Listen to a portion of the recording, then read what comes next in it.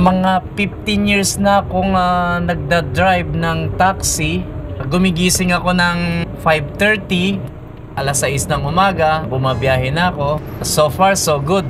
Since meron kaming anak sa Middle East. Magdadalawang Pasko na namin siya hindi nakasama. Pagka dumaraan yung mga ganitong season, talagang di mo mapigilan na maiyak. Minsan nga nasabi ng papa niya na wag na lang umalis uli.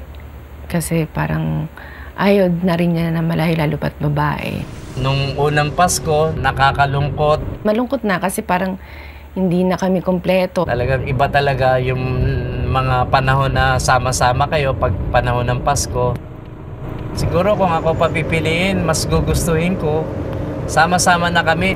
Yun siguro ang masasabi kong pinakamasayang Christmas. Sir, bakit sila yung bagay? Hello pa! Kamusta? Gulat ka, no? Unang-una sa lahat, gusto kong malaman mo kung gaano kita ka-miss at kung gaano kita kamahal. Thank you sa pagiging mabuti mong ama. Salamat sa Diyos, salamat sa iyo. At ngayon na magpapasko, sobrang namimiss ko kayo. At alam ko namang miss niyo din ako.